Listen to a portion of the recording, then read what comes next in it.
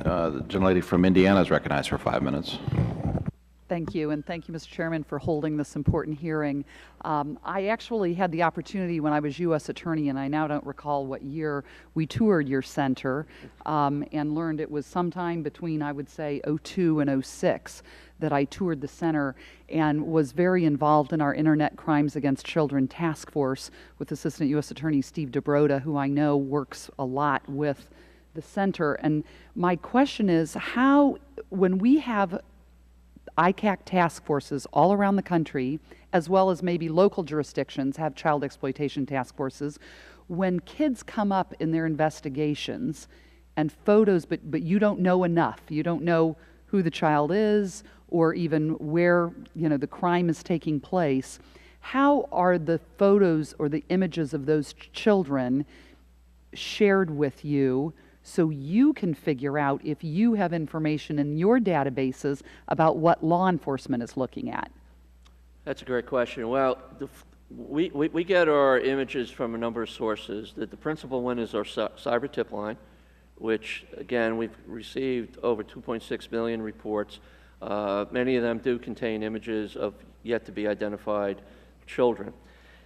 We populate our databases with those images, and through the support of some of the technology companies like Google and Facebook and Microsoft, they help us with what we call tools, visual aids, that we can go through these reams of images. They're millions in number. What are the common links? Where have we seen that before? Because many times these images are part of a series, and some of the series may be innocuous, benign images, but we have to match that up with that illicit scene of that same child, and we're able to do that. But we're actually working now. The problem is this, we cannot be a state actor. If we are a state actor, then we harm law enforcement's prosecution of these cases, which we make referrals to. So we don't accept images from law enforcement. We push out to law enforcement. Okay. Having said that, we have a fairly robust and comprehensive inventory, a library, so to speak, because we're being fed by the largest ESPs. Well, that's my concern about this, is that you do have this huge database of images, and yet it seems that law enforcement and the cases would benefit, and their investigations would benefit, if they were required to push the image to you, you might be able to make the match.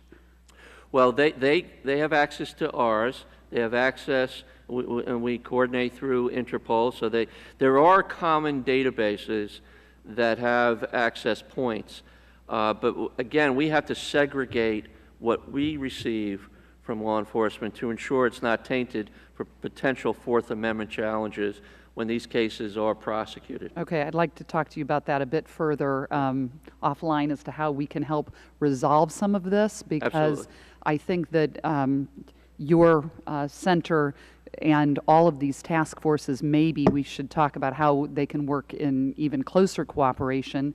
And I know, because I work on emergency preparedness issues, that there are platforms where Red Cross and where FEMA and others monitor Twitter feeds and Facebook.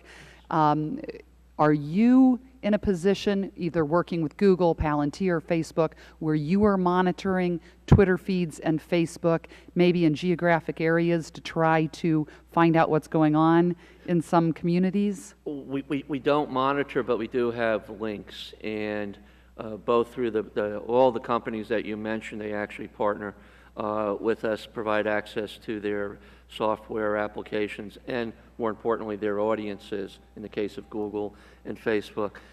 So we have an active dialogue through all those social media applications.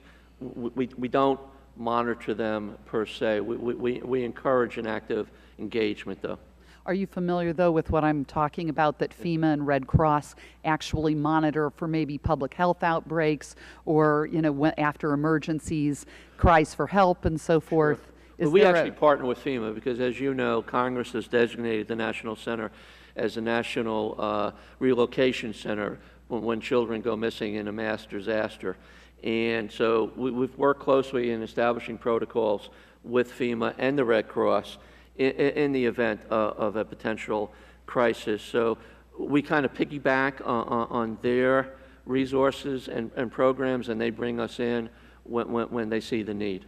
Thanks so much for your incredible help and interest in learning if there are any legal impediments that you have to work even closer with law enforcement. Look forward to that dialogue. Thank you. Gentlelady's time's expired.